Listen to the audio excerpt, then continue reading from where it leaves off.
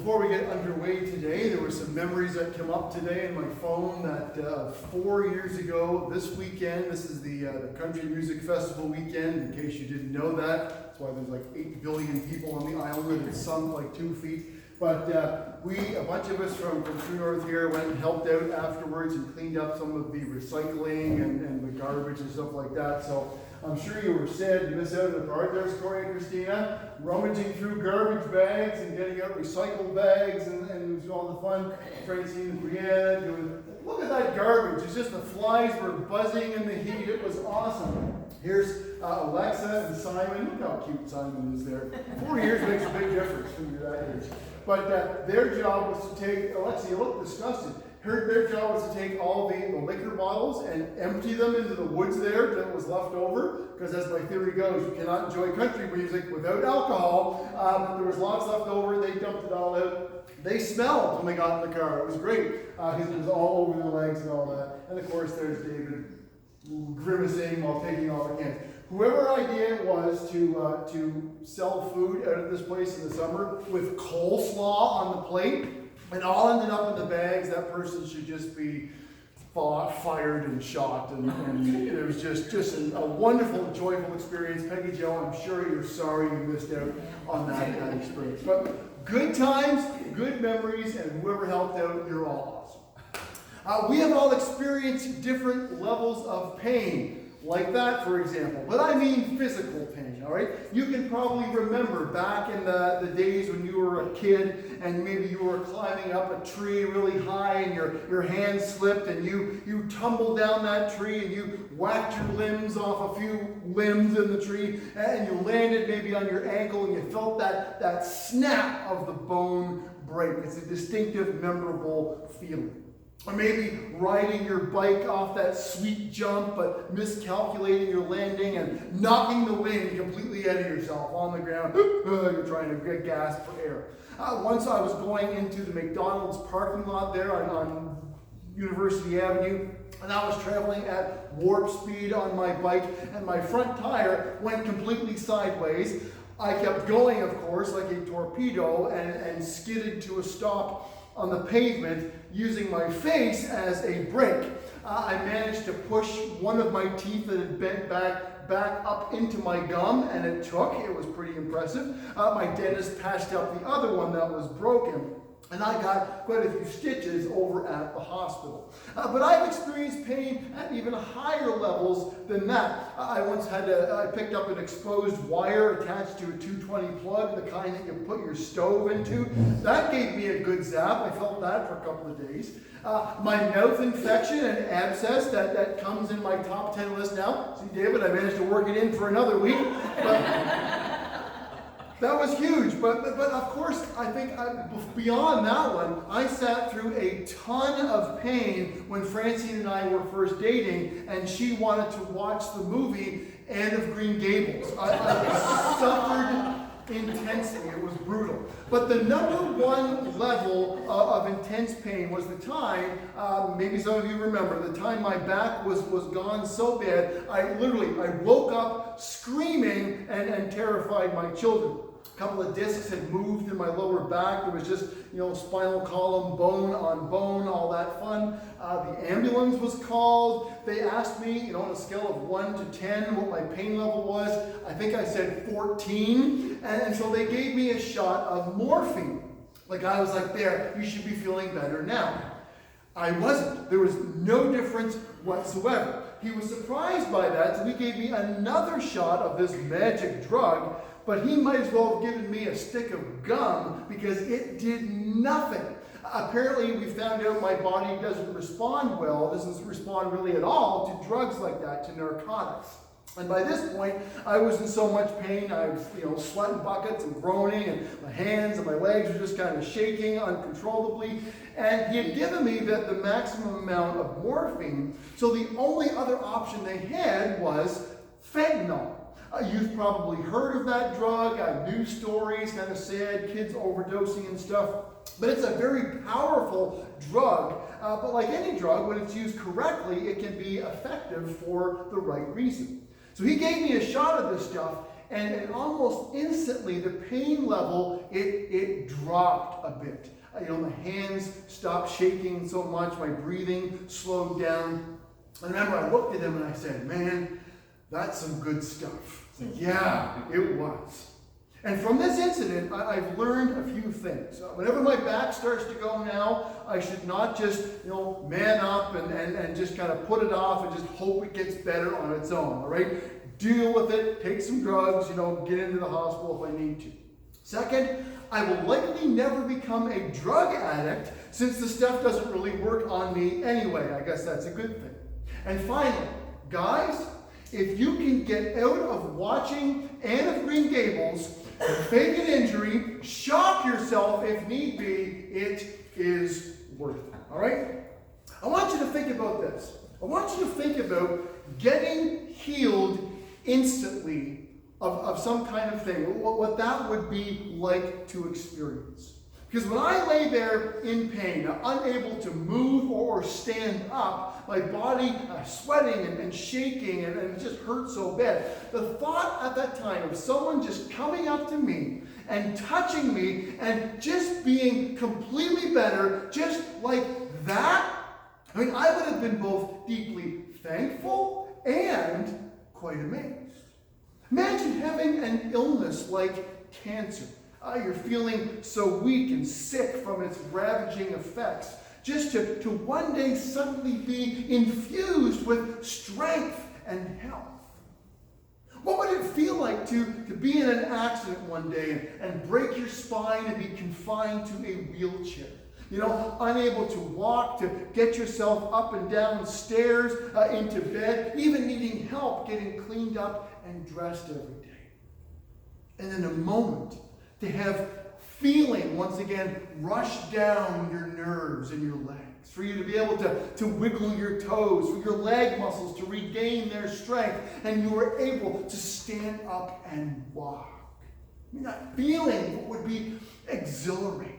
Your heart would pound, your brain would have a hard time processing everything, and likely tears would pour down your face. Because experiencing that level of a healing, it would be incredible, right? Well, this is what this man that we met last week felt like. He had been blind his whole life, we are told. Never watched a bird in flight. He could hear the leaves rustle in the wind, but never knew the sight of them swaying, or what color they even were.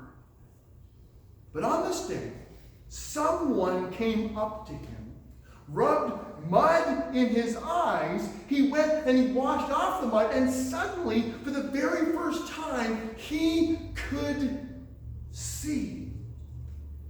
Jesus was there to show the crowds the power of God at work in this man's life. Now, I'll spare those of you with weaker stomachs the sound effects again, but come on, he must have hacked up quite the ball of spit to make enough mud in that dirt to rub on this guy's eyes. That's an impressive amount of mud. But the crowds were there to witness it. They see this man they have known for years, who has been blind since birth, all of a sudden have his vision restored. And then we find out that the religious leaders were also present for this miracle. But instead of seeing the power of God at work, all they can see is Jesus at work. And since it was the Sabbath day again, a day of rest where no work was supposed to be done, all they could see was that he was disobeying the rules. He was a sinner. And so, we find out they get a hold of this former blind man and they grill him with a bunch of questions. Who did this to you? It's like, I don't know. I was blind, remember? Well, how did this happen? I'm not really sure. All I know is that an hour ago I was blind, but now I can see. You tell me what happened there, oh great wise spiritual leader. And the Pharisees, they are bothered by his response.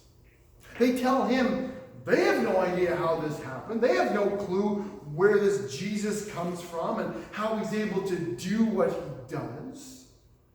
To which, so interesting, the man responds, well, we know that God doesn't listen to sinners, but this man asked God to give me back my sight. And we know that nobody on this planet can do that, right? But he was able to. So explain that. To which the Pharisees got fed up and angry, and they tossed the man out. This is where we pick up today, John chapter 9. When Jesus heard what had happened, he found the man and asked, do you believe in the Son of Man? And the man answered, who is he, sir? I want to believe in him. You have seen him, Jesus said, and he is speaking to you. Yes, Lord, I believe, the man said, and he worshipped Jesus. So Jesus hears, we find out, about this man getting tossed, and he tracks him down to have a chat with him. And he asks him if he believes in the Son of Man. My friend, do you believe that God was a part of this miracle?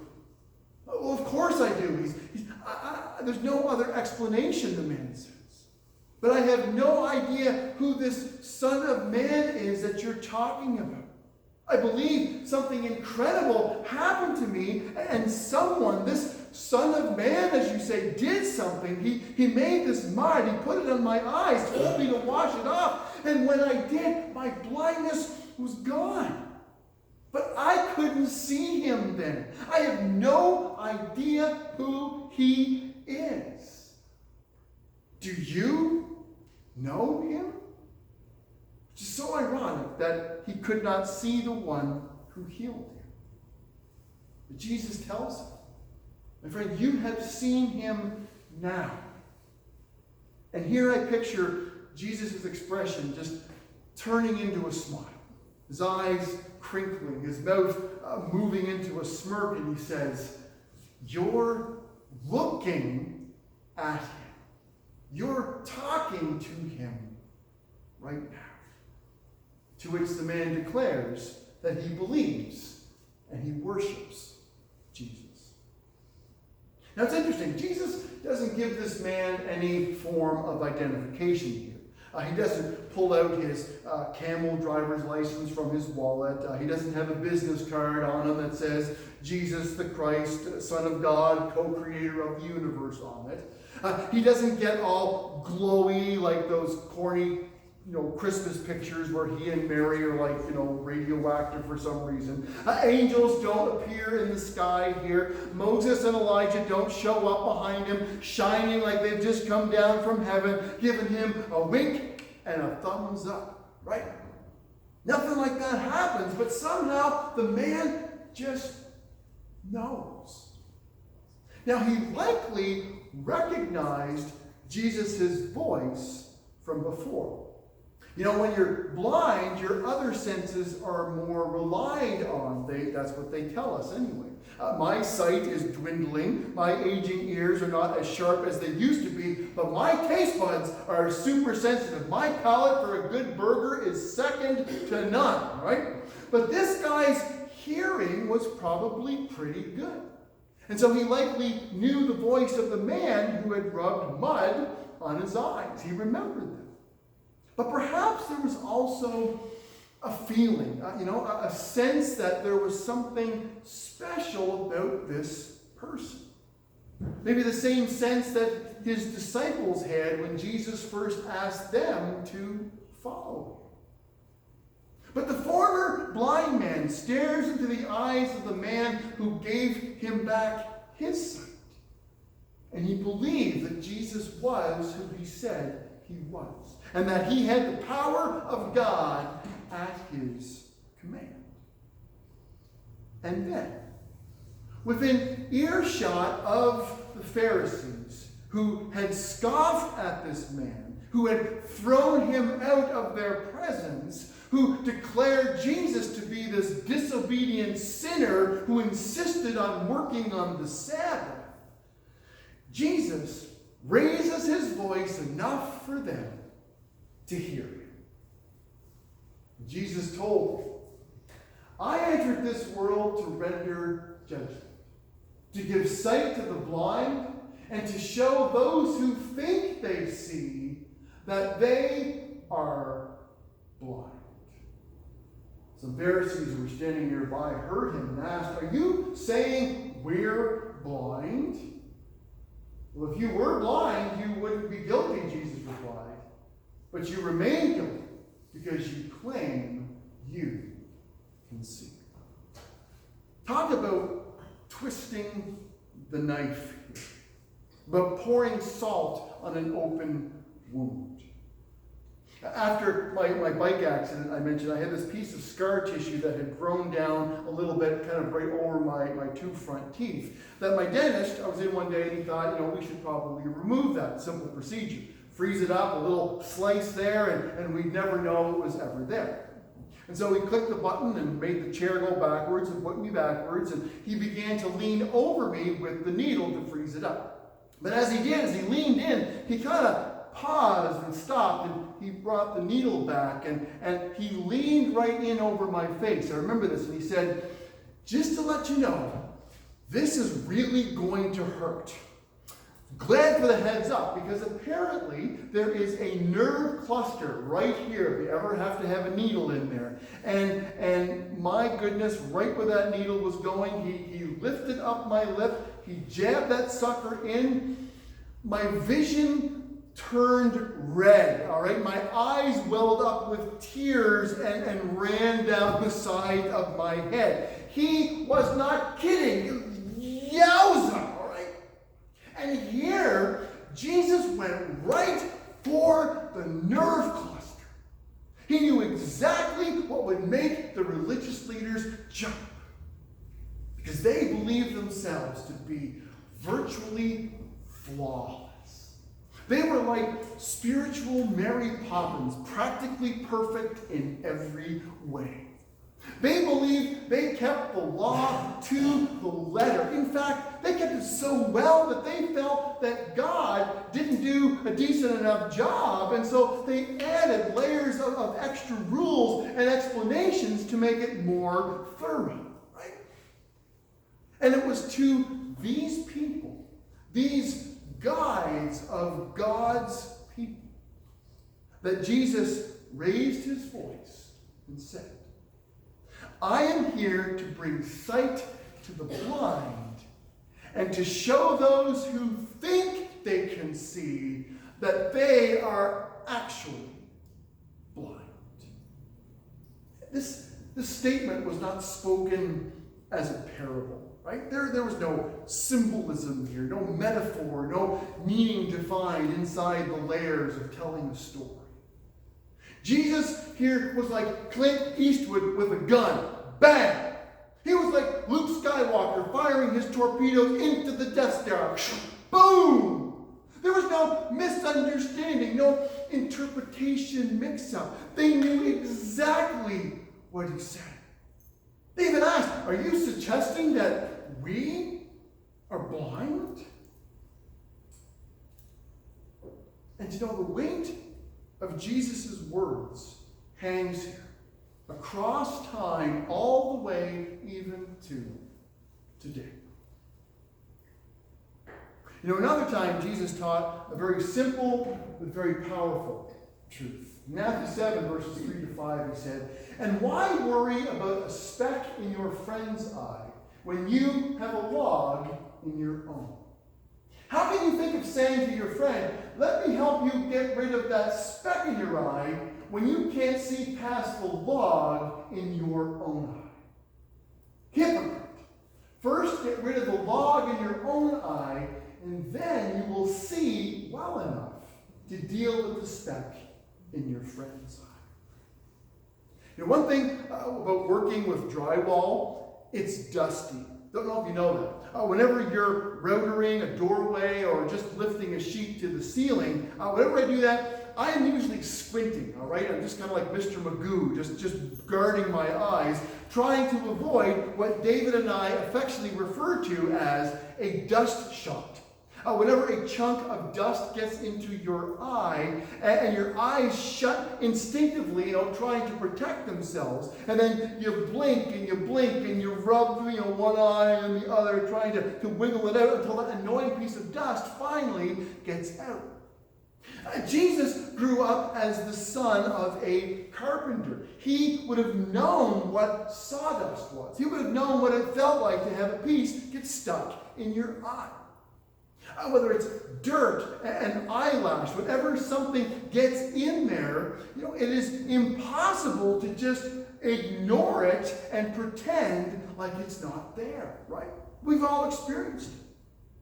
But that's exactly what Jesus suggests here.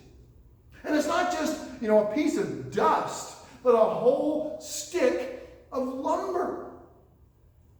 When it comes to sinful behavior, it is very easy for us to walk around thinking nothing of the log poking out of our head of our own sin on our own repeated dumb choices. But yet it's so easy to zero in with laser beam precision focus on the tiny speck of dust in someone else's eye. On their sin that we feel the need to jump on and point out and correct as soon as possible. Now, this is not to say that as Christians we are to just ignore the sin in other people's lives. On the contrary, we are brothers and sisters, right? We are family who love and who care for each other. And we do so enough that we hold each other accountable. That's not what Jesus is saying here. But my friends, how blind we can become when we can walk around jumping at the chance to point out someone else's problem. And we are oblivious to our own 2x4 sticking out of our head.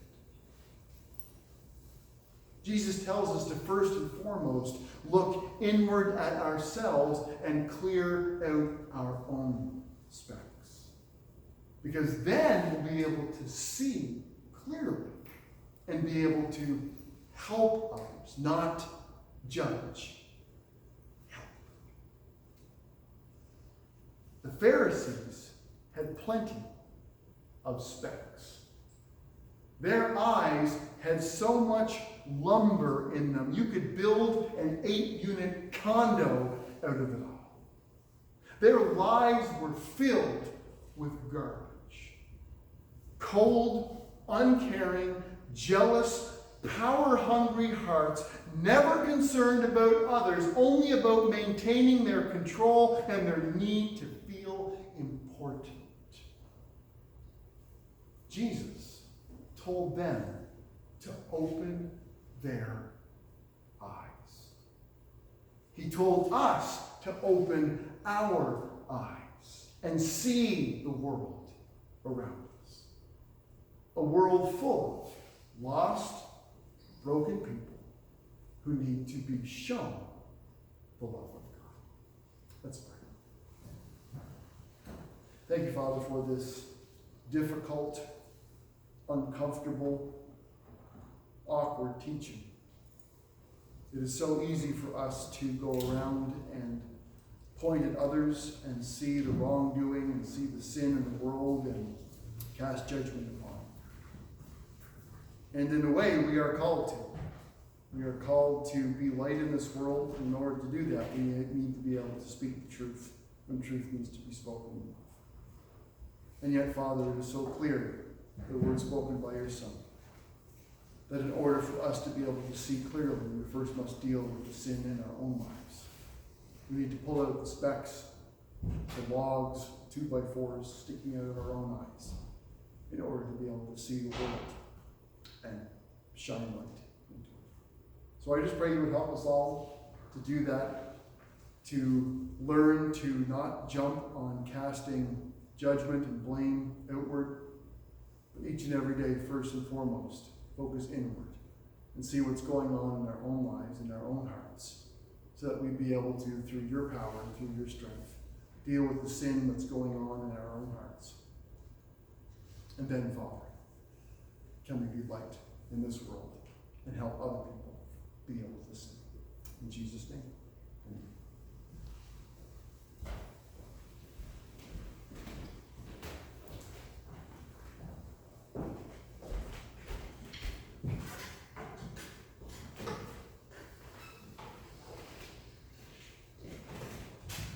Let's all stand together.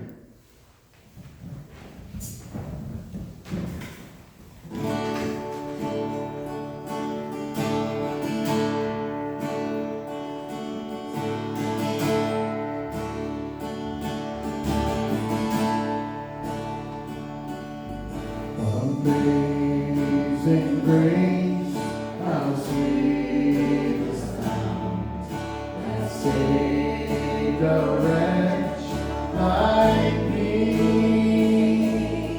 I once was lost, but now I'm found.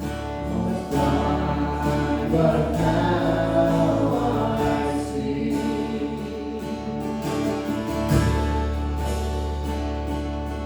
Was grace that taught my heart to hear, and grace my tears relieve.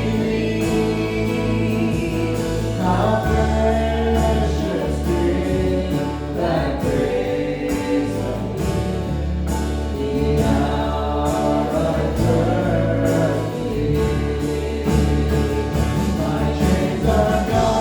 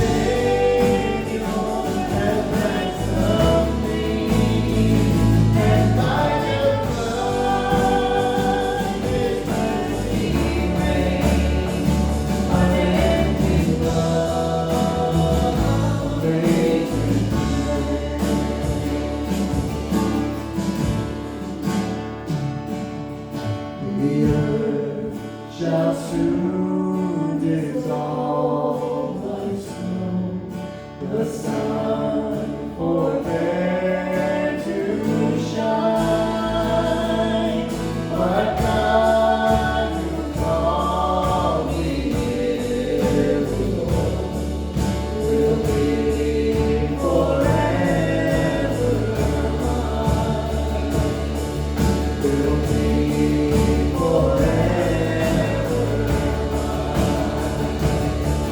You are forever.